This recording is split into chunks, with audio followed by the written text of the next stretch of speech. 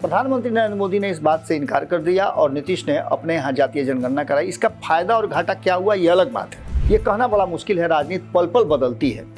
और जिस तरह से नीतीश कुमार को ये लग रहा था कि प्रशांत किशोर हों या अन्य दल हों या अन्य गठबंधन हों, वो नीतीश कुमार को परेशान कर सकते हैं। भारतीय जनता पार्टी रिस्क लेती तो हो सकता था कि भारतीय जनता पार्टी को केंद्र की सत्ता में उसका खामियाजा भी भुगतना पड़ सकता था। इस कारण से भारतीय जनता पार्टी ने इसे निरस्त कर दिया। भारतीय जनता पार्टी को इस लड़ाई में भी कहीं ना कहीं बहुत सारी ऐसी बातें देखने, सुनने और समझने को मिली।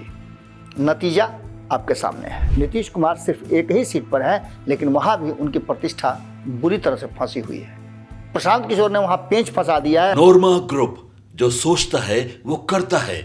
आपके अपने सपनों का आशियाना। नमस्कार, एक बार फिर से आपका बहुत बहुत स्वागत करते हैं और बड़ी भारी मन से आपको बता रहे हैं कि एक बार फिर से ये चर्चा कहीं ना कहीं बिहार के लोगों को परेशान करने लगी है कि नीतीश कुमार एक बार फिर से पाला बदलने वाले हैं। इस बात में कितनी सच्चाई है, इसको अगर जांच पड़ताल के हिसाब से अगर देखा जाए तो बहुत सारी ऐसी बातें हैं, बहुत सारी परिस्थितियां हैं जो ये बता रही है कि नीतीश कुमार सहज नहीं हैं। हालांकि उन्होंने आज से एक सप्ताह पहले एक बैठक की है 28 तारीख को, और 28 तारीख की बैठक में उन्होंने एनडीए गठबंधन के सभी घटक दलों को एक टास्क दिया है। हालांकि वो टास्क तो उन्होंने दिया है, लेकिन उसके बाद जो परिस्थितियां धीरे धीरे करके चेंज हो रही हैं वो बता रही हैं कि सब कुछ ठीक ठाक नहीं है। अगर सब कुछ ठीक ठाक नहीं है तो निश्चित रूप से नीतीश कुमार कोई बड़ा फैसला ले सकते हैं और ये फैसला बिहार में एक बार फिर से बदलाव की तरफ ला सकता है। हालांकि बदलाव की दूसरी कहानी कही जाती है, लेकिन बिहार जब भी नाम आता है राजनीतिक रूप से तो यहाँ के बदलाव को सत्ता परिवर्तन से देखा जाता है जोड़कर। जो वर्तमान परिस्थिति बनी है उसमें हमने आपको बताया था और लगातार आपको भी नजर आ रहा होगा कि भारतीय जनता पार्टी ये बात समझ गई है कि नीतीश कुमार के बाद भारतीय जनता पार्टी ही रियल उत्तराधिकारी है बिहार में सत्ता स्थापित करने का। क्योंकि 19 साल से लगातार भारतीय जनता पार्टी नीतीश कुमार के पीछे पीछे हाथ बांध करके खड़ी है और उनके साथ चल रही है, उनके हर फैसले को मान रही है। यहाँ तक कि बहुत सारी परिस्थितियाँ आपने देखी होंगी, हमने भी आपको बताया है कि उस परिस्थिति में भारतीय जनता पार्टी के लोगों ने अपनी पार्टी के नेताओं को छोड़कर नीतीश कुमार की गुणगान किया है। अब हमारे बीच नहीं रहे सुशील मोदी, उन्होंने तो नीतीश कुमार को 2013 से पहले, जब वो नीतीश कुमार बाहर हुए थे एनडीए से, उससे पहले उन्हें प्रधानमंत्री का सबसे प्रबल दावेदार माना था। कई ऐसे अवसर आए जिसमें नीतीश कुमार ने थाली आगे से खींच लिया था नरेंद्र मोदी के, उस पर भी भारतीय जनता पार्टी के लोग चुप बैठे रहे। आज वही भारतीय जनता पार्टी के लोग अब नीतीश कुमार की कुर्सी और सत्ता को लेकर के दो तरह की राजनीति कर रहे हैं। एक तरफ जहां नीतीश को निपटाने की चर्चा चल रही थी, वहीं दूसरी तरफ नीतीश कुमार को अब मनाने का कार्यक्रम भारतीय जनता पार्टी ने शुरू कर दिया है। क्यों, क्या है इसके पीछे? मिशन डिकोड हो चुका है। हम आपको बारी बारी से बताते हैं कि इसके पीछे की कहानी क्या है। देखिए, नीतीश कुमार के बारे में कहा जाता है कि नीतीश कुमार बिहार को लेकर के काफ़ी सेंसिटिव हैं। भले ही जिस आंकड़े से आप देखें, जिस पैमाने पर आप देखें, उस पैमाने पर नीतीश कुमार ने हो सकता है कि विकास नहीं किया हो, लेकिन नीतीश कुमार ने बिहार को बदलने के लिए बहुत कुछ किया है। और इसी का नतीजा है कि बार बार जब विकल्पों की तरफ भारतीय जनता पार्टी हो, राष्ट्रीय जनता दल हो या कोई भी हो, रामविलास पासवान से लेकर के उपेंद्र कुशवाहा तक, सभी विकल्पों की तरफ अगर देखा जाता है तो उन विकल्पों में अब तक बिहार के लिए सबसे मुफीद नीतीश कुमार ही लगे हैं, क्योंकि वो फैसले बहुत ही ज़्यादा सोच समझ करके लेते हैं। और उनके फैसले का नतीजा ही है कि नीतीश कुमार ने जनता दल यूनाइटेड को तीसरे नंबर की पार्टी बनने के बाद भी सत्ता में कायम रखा और शीर्ष कुर्सी पर विराजमान रहे। खैर, इन सब बातों के साथ साथ अब भारतीय जनता पार्टी और नीतीश कुमार के रिश्तों की बात करें आप, तो 28 तारीख के जो मीटिंग थी एनडीए की, उस मीटिंग से पहले कहीं भी आपको कोऑर्डिनेशन कमेटी का जो एक स्वरूप होता है वो देखने को नहीं मिला। कौन अध्यक्ष है, कौन संयोजक है, कौन इसको गाइड करेगा, कैसे इस कोऑर्डिनेशन कमेटी में बैठ करके लोग अपनी अपनी राय देंगे और एक दूसरे को के साथ बातचीत के बाद कोऑर्डिनेट करके आगे की रणनीति बनाई जाएगी, ऐसा दूर दूर तक दिखाई नहीं दे रहा। और एनडीए के घटक दल, हर दल अपने अपने हिसाब से अपनी रणनीति और अपनी बात रखता है, जिसे एनडीए की बात मान लिया जाता है। इसके पहले आपको हम बता दें कि नीतीश कुमार जातीय जनगणना इस देश भर में कराना चाहते थे। प्रधानमंत्री नरेंद्र मोदी ने इस बात से इनकार कर दिया और नीतीश ने अपने यहाँ जातीय जनगणना कराई। इसका फायदा और घाटा क्या हुआ ये अलग बात है, लेकिन इसके साथ साथ नीतीश कुमार ने सबसे बड़ी बात समय से पहले चुनाव कराने की कही थी। आने वाले समय के लिए वन नेशन वन इलेक्शन को नीतीश कुमार ने बिना शर्त समर्थन दिया है। यानी कि नीतीश कुमार चाहते थे कि जो एक साल उधर उनको छोड़ना पड़ेगा वो एक साल पहले चुनाव करा करके और एक साथ चुनाव हो बिहार में, जिसमें अभी वर्तमान में नीतीश कुमार हैं, अभी जिस पोजीशन में हैं, आगे आने वाले एक साल में क्या होगा ये कहना बड़ा मुश्किल है। राजनीति पल पल बदलती है और जिस तरह से नीतीश कुमार को ये लग रहा था कि प्रशांत किशोर हों या अन्य दल हों या अन्य गठबंधन हों वो नीतीश कुमार को परेशान कर सकते हैं, उसको लेकर के नीतीश कुमार चाहते थे कि जो वर्तमान परिस्थिति बनी है उसी में दोनों चुनाव एक साथ करा लिया जाए। ऐसा नहीं हुआ। भारतीय जनता पार्टी ये रिस्क लेना नहीं चाहती थी, जबकि नीतीश कुमार चाहते थे कि ऐसा हो। भारतीय जनता पार्टी रिस्क लेती तो हो सकता था कि भारतीय जनता पार्टी को केंद्र की सत्ता में उसका खामियाजा भी भुगतना पड़ सकता था। इस कारण से भारतीय जनता पार्टी ने इसे निरस्त कर दिया। अब जो वर्तमान परिस्थिति बनी है उसमें नीतीश कुमार उसके बाद भी, लोकसभा चुनाव के परिणाम के बाद भी जो रिजल्ट आए थे जिसमें 174-75 के आसपास यानी 170 से 180 के बीच जो विधानसभा में बढ़त मिली थी एनडीए गठबंधन को, जिससे 30 सीटें जीत करके वो आई है, उसके आधार पर भी नीतीश कुमार ने एक परसेप्शन बनाया था कि ये परिस्थितियां हमारे अनुकूल हैं और हो सकता है कि आने वाले झारखंड और महाराष्ट्र के चुनाव के साथ करा लिया जाए। इससे पहले भी नीतीश कुमार जब हरियाणा और जम्मू कश्मीर का चुनाव हुआ तब भी चाहते थे कि चुनाव हो जाए बिहार में, लेकिन ऐसा नहीं हुआ। भारतीय जनता पार्टी नहीं चाहती थी कि उसे मुश्किलों का सामना करना पड़े और जो लड़ाई वो दूसरे राज्यों में लड़ रही है उसको बिहार में भी लड़ना पड़े, लेकिन भारतीय जनता पार्टी इससे बची नहीं। भारतीय जनता पार्टी को इस लड़ाई में भी कहीं ना कहीं बहुत सारी ऐसी बातें देखने, सुनने और समझने को मिली। नतीजा आपके सामने है। बिहार में नीतीश कुमार के चाहते हुए भी चुनाव नहीं हुआ और नीतीश कुमार को अभी भी इंतजार करना है। इन 4 सीटों के उपचुनाव को लेकर के भी नीतीश कुमार सिर्फ एक ही सीट पर है, लेकिन वहां भी उनकी प्रतिष्ठा बुरी तरह से फंसी हुई है।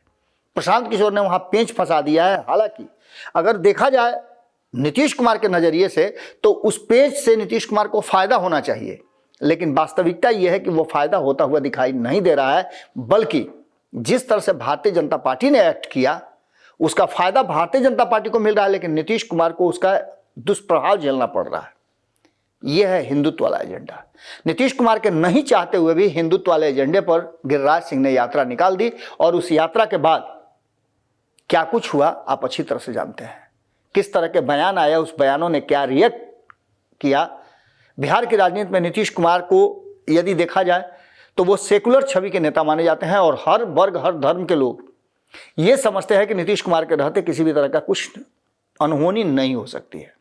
लेकिन इसके बावजूद भी बयान भारतीय जनता पार्टी के नेताओं ने दिए और उस बयान के बाद भी नीतीश कुमार कोई कार्रवाई नहीं किए, ये भी एक बहुत बड़ी बात है। तो दूसरी तरफ नीतीश कुमार के कई करीबियों पर जांच एजेंसियों का दबिश बन रहा है। एक तो मनोरमा देवी ही हैं जिनको लेकर के आपको याद होगा कि उनके घर रेड हुआ था। रेड में उन पर कई तरह के आरोप लगाए गए थे, लेकिन उसको नीतीश कुमार ने किस तरह से एक्सपोज किया आप अच्छी तरह से जानते हैं। नीतीश की पुलिस ने जिस जांच अधिकारी ने ये सब कुछ किया था उस अधिकारी को ही गिरफ्त में ले लिया और सारा का सारा मामला प्लांटेड था ऐसा प्रमाणित करने की कोशिश की गई। खैर, इन सारी बातों के साथ साथ अभी भी नीतीश कुमार और भारतीय जनता पार्टी के बीच यानी केंद्रीय नेतृत्व के बीच जो भारतीय जनता पार्टी की है या केंद्र की सरकार में जो लोग हैं उनके बीच में बहुत ज़्यादा ट्यूनिंग बेहतर नहीं हो पाई है। यही कारण है कि बार बार ये कहा जा रहा है कि नीतीश कुमार की नाराजगी कभी भी कोई बड़ा फैसला लेने के लिए मजबूर कर सकती है। जो वर्तमान परिस्थिति बनी है उसमें एनडीए के जो समर्थित लोग हैं इनकी पार्टी में वो भी अब कहीं ना कहीं एक बात को लेकर के बुरी तरह से परेशान हैं। हमने 2 लाइनें लिखी थी कि तुझे कह देता खुलेआम वादा खिलाफ, तुझे कह देता खुलेआम वादा खिलाफ, पर इस अपराध में मेरा भी तो है दोष। देखिए, सीधी सी बात है कि नीतीश कुमार के बारे में लोग कहते हैं कि नीतीश कुमार पलट जाते हैं, नीतीश कुमार पलट जाते हैं, लेकिन वास्तविकता यह है कि पलटते नीतीश कुमार नहीं हैं। नीतीश कुमार अपनी मुख्यमंत्री की कुर्सी पर लगातार विराजमान हैं, पलटते हैं उनके साथ आने वाले लोग। भारतीय जनता पार्टी पलट करके नीतीश कुमार के साथ आ जाती है तो कभी नीतीश कुमार साथ छूट जाता है। राष्ट्रीय जनता दल नीतीश कुमार के साथ आ जाती है पलट करके तो कभी साथ छूट जाता है। और ये सब कुछ नीतीश कुमार के साथ सत्ता में साझेदार बनने के लिए है। और आपने देखा होगा कि कोई भी गठबंधन हो, जब नीतीश कुमार के साथ आता है तो वो किस तरह का एक्ट करता है और अपनी आइडियोलॉजी को ठंडे बस्ते में रख लेता है। लेकिन भारतीय जनता पार्टी ने जो किया वो कहीं ना कहीं साफ दिखाई दे रहा है कि नीतीश कुमार के आइडियोलॉजी के विरुद्ध है ये सब कुछ। अब ऐसी स्थिति में नीतीश कुमार को लेकर के कई तरह की चर्चाएं शुरू हो गई हैं। नीतीश कुमार जिस तरह से 28 तारीख के मीटिंग में जो उनकी प्रकृति रही है राजनीतिक, उसमें गिरिराज सिंह को एक शब्द नहीं बोलना, उस मुद्दे पर कोई चर्चा ही नहीं करना, इस बात की तरफ इशारा करता है कि नीतीश कुमार उससे काफ़ी कुपित हैं और उसे कह करके नहीं करके एक्ट करना चाहते हैं। और भारतीय जनता पार्टी के डर का सबसे बड़ा कारण यही है। भले ही भारतीय जनता पार्टी को ये लगता हो कि वो सरकार बचाने, सरकार चलाने में सक्षम है, लेकिन नीतीश कुमार ने यदि मन बना लिया तो नीतीश कुमार देश भर में भारतीय जनता पार्टी के लिए मुश्किल पैदा कर सकते हैं। परिस्थितियां भारतीय जनता पार्टी के विपरीत हो सकती हैं, यही सोच करके भारतीय जनता पार्टी ने लगातार कोशिश किया है कि नीतीश कुमार को समझा बुझा करके मना लिया जाए। और नीतीश कुमार को मनाने के लिए ही जेपी नड्डा आ रहे हैं। जेपी नड्डा का नीतीश कुमार के साथ छठ पूजा मनाना और उनके साथ छठ घाटों का निरीक्षण करना, इसके दो मायने हैं। एक तो भारतीय जनता पार्टी नीतीश कुमार के साथ रह करके नीतीश कुमार को समझाने, मनाने और एक तरह से कहिए तो माफ़ी मांगने की कोशिश करेगी। तो दूसरी तरफ भारतीय जनता पार्टी इस बहाने बिहार की जनता को यह संदेश देगी कि नीतीश के बाद अगर कोई है तो हम हैं। ये दोनों ही परिस्थितियां नीतीश कुमार इसको कैसे डील करते हैं, कैसे एक्ट करते हैं, ये बड़ा ही महत्वपूर्ण होगा। तो वहीं आपको बता दें कि जिस तरह से नीतीश कुमार के वोट बैंक पर जो गिरिराज सिंह वाला एपिसोड है, उस एपिसोड से असर पड़ा है। नीतीश कुमार के वोट बैंक अलग अलग समाज के लोग हैं, जिनमें अल्पसंख्यक समाज का भी एक बड़ा हिस्सा है जो नीतीश कुमार के साथ चलता है। उन लोगों के लिए ये गिरिराज सिंह वाला एपिसोड मुश्किलों भरा हो सकता है। इसका फायदा भारतीय जनता पार्टी को मिल सकता है क्योंकि उसका मिजाज सेकुलरिज्म से थोड़ा सा अलग है। हालांकि कोशिश भारतीय जनता पार्टी भी कर रही है सेकुलर बनने की, लेकिन उसका हिंदुत्व वाला जो मजबूत किला है वो अभी भी बरकरार है और उसके आधार पर उसको लोग वोट भी करते हैं। एक बड़ा समाज हिंदुत्व के एजेंडे पर काम करता है और चलता भी है। इस सब के बाद जेपी नड्डा के साथ साथ जो चीज़ें ठहर गई थी उसको फिर से एक बार पटरी पर लाने के लिए नरेंद्र मोदी भी बिहार आ रहे हैं। ये साफ बता रहा है कि कहीं ना कहीं कल तक जो भारतीय जनता पार्टी नीतीश कुमार को निपटाने की बात कर रही थी, वो भारतीय जनता पार्टी अब नीतीश कुमार को मनाने का काम शुरू कर चुकी है। और ऐसी स्थिति में पूरा का पूरा मिशन जो है ऐसा लगता है कि डिकोड हो गया है। देश भर में चर्चा इस बात को लेकर के भी है कि चंद्रबाबू नायडू से लेकर के अन्य घटक दल, यहां तक कि अखिलेश यादव के बयान के बाद से परिस्थितियां बहुत बदली है। और उस बदली हुई परिस्थिति में नीतीश कुमार का अब तक रिएक्शन नहीं आना, इसके बाद नीतीश कुमार के सबसे करीबी और सलाहकार रहे कई ऐसे नेता हैं, केसी त्यागी तक ये बात साफ खुल करके बोल रहे हैं कि जो उन्होंने कहा है उसका एक मायने तो जरूर निकलता है। नीतीश कुमार समाजवादी मिजाज के नेता रहे हैं, अगर उनके समाजवादी विचारधारा पर जरा सा भी आघात होगा तो वो फैसला ले सकते हैं। खैर, इन सारी बातों को लेकर के जो कहीं ना कहीं नीतीश कुमार ने शतरंज की विषाद पर ढाई घर वाली चाल चल दी है। अब देखना दिलचस्प होगा कि इसमें कैसे वो राजा को उलझाते हैं। मामला निश्चित रूप से दोनों ही तरफ गर्म है। नीतीश को निपटाना आसान नहीं है और ये बात भारतीय जनता पार्टी जब सब समझती है तब तब वो अपने आप को बदलती है, एक्ट करती है और निपटाने के जगह पर मनाना शुरू कर देती है। 2020 में भी हमने देखा, 2019 में भी देखा, 2017 में देखा।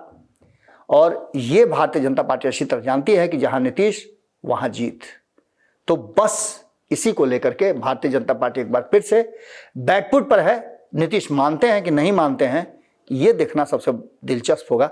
हमारी नज़र बहुत पैनी बनी हुई है इस पूरे घटनाक्रम पर, एकदम हम कैलकुलेट करके एक एक चीज़ पर देख रहे हैं और अपना थर्मामीटर लगाए हुए हैं। कुछ भी छोटा मोटा अपडेट होगा हम आपसे फिर जुड़ेंगे। भीतर की बात में हम आपसे यहीं विदा लेते हैं। अगली खबर में जल्दी ही मुलाकात होगी। आपके सपनों को हमने सजाया है, ई होम्स पैनोरामा को हमने बनाया है। ई होम्स मेरा एक सपना था जिस पे मैं पिछले 4 साल से काम कर रहा था। हमने जो बनाया है वो सबने है माना। ई होम्स पैनोरामा में हो आपका भी आशियाना। और फाइनली हमने 2021 में इस प्रोजेक्ट को लॉन्च किया। बहुत लोग अप्रिशिएट कर रहे हैं कि पूर्णिया जैसे शहर में, बिहार के, एक तो बिहार की बात करें उसमें भी पूर्णिया जैसे छोटे जगह में इस तरह का लाइफस्टाइल देना, ये सुन के हम लोगों को बहुत अच्छा लगता है।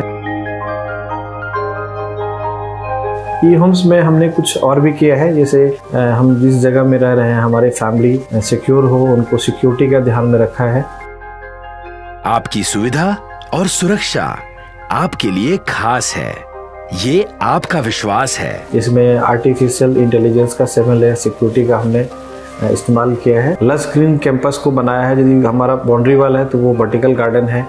ये जितनी भी फैसिलिटी होता है एक इंटरनेशनल टाउनशिप में, ई होम्स है, ये हम लोग विश्वास नहीं कर पा रहे हैं। जो भी हमारे मित्र दोस्त या जो भी हमारे बाहर के बाहर आते हैं तो हम लोगों को बहुत अच्छा सुनने को मिलता है और बहुत अच्छा क्रेडिट मिल रहा है। वो सारा हमने सिर्फ एक बिल्डिंग नहीं बनाया, हमने एक बहुत अच्छा लाइफस्टाइल दिया ई होम्स में, और मेरा एक सपना था जिसको मैं आज फुलफिल होते हुए देख पा रहा हूँ।